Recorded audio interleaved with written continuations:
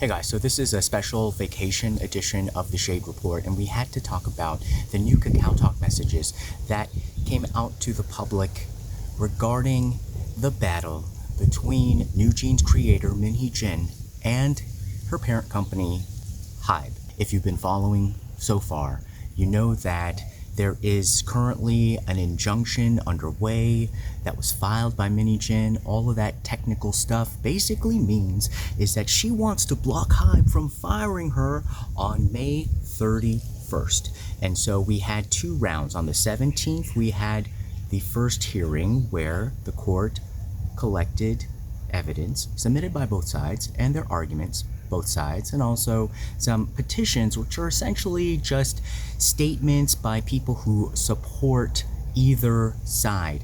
On the 24th, we had the final deadline for submission of evidence and also those types of petitions. It's not as formal as you think. It's sort of more of like a petition, like I'm going to sign a petition, and they're petitioning the judge saying like, oh, we support Min Hee-jin or we support HYBE. So we got some of those. But out of all the documents, because we can't cover everything because we'll just be gorged on information, there's the Kakao Talks that came out with the vice president, and then there's the Kakao Talks that came out with the shaman who said that she was going to have to demonically possess a different person. Which one do you want to hear about? Yeah, I thought so. The Demonic Shaman.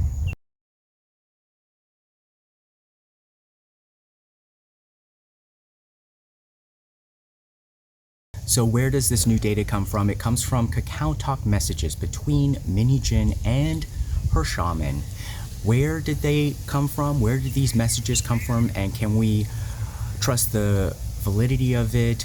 They were transcripts submitted to the court as part of HYBE's evidence. And how do we know that these are actually the messages? The data was provided to a news outlet by HYBE called TV Daily. So they got the exclusive on this. And we've heard rumblings about this relationship with the shaman, the inappropriate text messages, but now we have a lot more insight into the actual legal question of whether Min Hee-jin was acting all shady in a way that legally she could be fired. And so these are part of the 58,000 text messages that Min Hee-jin sent to her shaman in a 6-month period. But that was, I think, just meant for a dramatic characterization of a 6-month period, because we have the text messages between Min Hee-jin and her shaman that goes back to 3 years ago when she was first hatching this plan.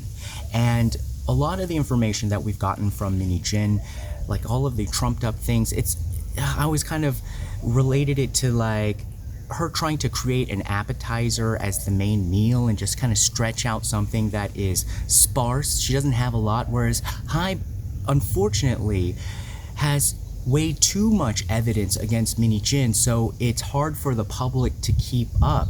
But Min Hee-jin just pounding on the same things makes it easier for her to make her case thus far in the court of public opinion. And I want to revise my analogy. It's not so much an appetizer that she's stretching out, it's even before the appetizer. It's the glass of water, not even the glass of water that you get, it's the ice cube in it, and she's just focusing on ice cube, ice cube, ice cube. And she knows she has to keep throwing out some different forms of ice cubes because they're all melting with the truth, honey. So instead of sweating the glass, we're going to be talking about one of HYBE's courses, let's say. And it's the course menu of the evidence with the shaman. So this was much more enlightening, and actually this information came out on March 17th as part of, or the information was submitted to the court on March 17th, but it just came out to the public in the form of the TV Daily report over this weekend. And the legal question again is whether Min Hee-jin leaked confidential company information to the shaman and had business decisions made or influenced by the shaman. But the creepy question, the question that y'all came up here for is the demon possession and witchcraft. that was going on. So is there a legal basis for dismissal on the 31st? This is all sort of a pre-wind-up, a preview, an amuse-bouche, if you will, to the actual big legal battle that's about to happen. So right now, the first hurdle is whether HYBE can exercise its rights. Most people in the legal community, business community would probably say like, yeah, HYBE has 80% of ADOR. They should be able to exercise their rights as the majority shareholder, make decisions, and fire the CEO if they don't. They no longer believe the CEO is in a fit position. And I think talking to shamans about witchcraft and like demon possession and bringing that into the company and just leak details to a demonically possessed shaman is probably on the in the spectrum of a company not thinking that somebody is fit to be a CEO. Okay. So, who is the shaman? She's a female born in 1973, but she goes by the trade name of Cheong0814. And yes, apparently you can book an appointment with her at her temple in Yeoksamdong, Gangnam-gu in Seoul. So in Gangnam, and then the main business district, which is Yeoksamdong. Apparently she has a little temple there or something, if you want to go look it up. But she might be busy, okay? She might be like booked a year and a half in advance.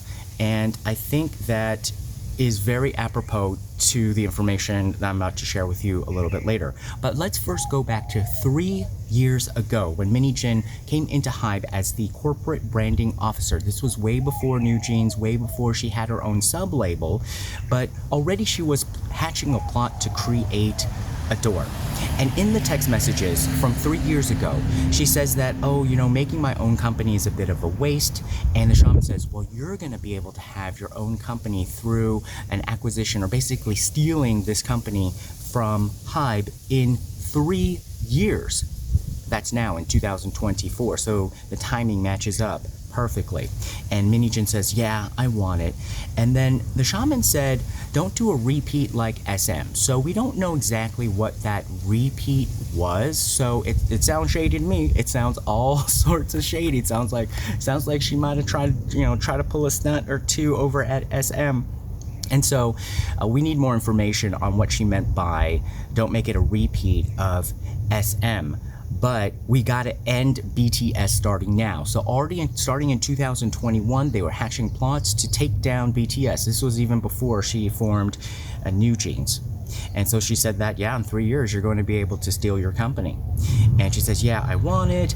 And the shaman said, well, stay pumped every day, have resolve and have determination. She said, don't do anything now, just get your game face on.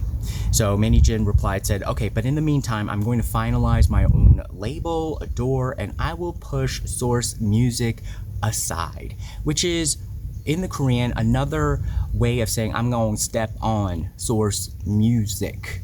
Okay, so let's be clear here. Who's stepping on where? So now let's cut to Min Hee-jin trying to hire a sus candidate. Now remember, she talks to her shaman as if the shaman is her dead sister. So this is almost like, maybe you're talking to your priest or maybe you're talking to your counselor or teacher, and instead of calling them by their name and addressing them as the person they are, what if you suddenly, you're talking to your teacher or your therapist as if they are your dead sister? This is how she talks to her shaman. So she believes that her shaman embodies the spirit of her dead sister, and her dead sister is giving her advice from the other side. And her shaman tells her that she's emailed over the details of a candidate that Min Hee-jin should hire for the sole purpose of having her next to her every day and advising her. Why? Because she says the dead sister, like the shaman in the voice of her dead sister says, I have to jump into this body next. I have to jump into this body next of this candidate that I'm emailing you. How creepy is that? 나 이 아이가 몸에 들어가야 해. And then Min Hee-jin's response is, how old is she? How old is she?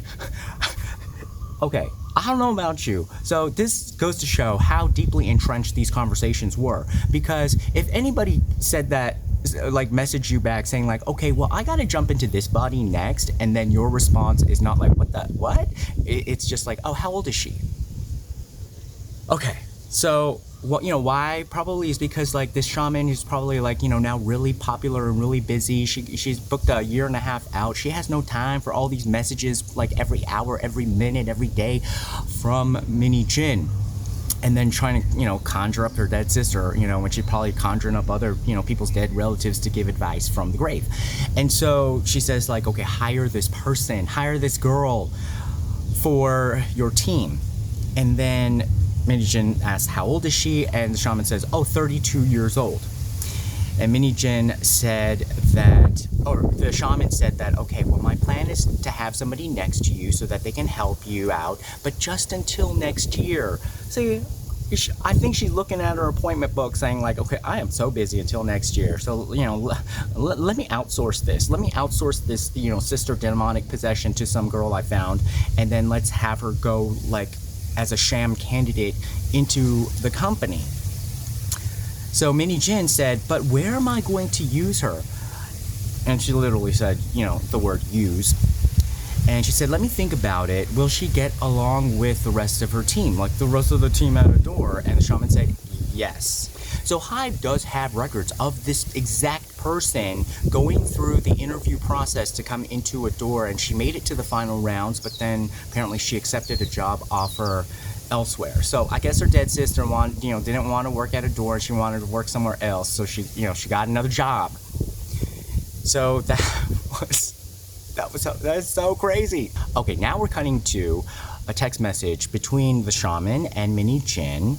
And Min Hee-jin is asking for guidance on how to renegotiate her stock options and ask for an exclusive artist contract termination right. So Min Hee-jin wanted to have the sole right to fire New Jeans or cut New Jeans' contract at any time without having to go through all of the other layers of the corporate bureaucracy, which is meant to create a checks and balances system and to have HYBE be able to have oversight over their sub-label. So it was like a very good compromise between letting the sub-labels do what they want, but then also have it, make sure that, this one sub-label is not going to sink the rest of the ship and take down all the other sub-labels, which is essentially what it looks like if Min Hee-jin had gone through her plan, she would have done. So she needed some advice. So Min Hee-jin says, so I'm thinking about asking for a put option at a 20x multiple instead of the 13x multiple for my 20% stake in ADOR. But the guy I talked to said, dang, 13x is already really good. So the guy that she talked to, people are saying that, or the court has the actual person and the evidence, but people are surmising that it's the investment analyst advisor, or essentially somebody connected to the financial world or investors that Min Hee-jin claimed to have never talked to. And so, well, she claimed to talk to somebody like sort of like in a private wealth management capacity, but that person was not private wealth management. That person was literally like, in company investment analyst. And so she said that this guy was like, wow, 13x is really good. I don't think you're going to get 20x. But Min Hee-jin says, but should I shoot for 20x? However, if I go for 20x and if this person who advised me said I'm successful with having complete control over the company, HYBE would not be able to touch me and I'd be able to gobble up the company. And yes, the Korean word that kind of shocked Korean people was just the gobbling up aspect of it. And she said, wow, hearing this, I was just like, dang, this is how people gobble up companies.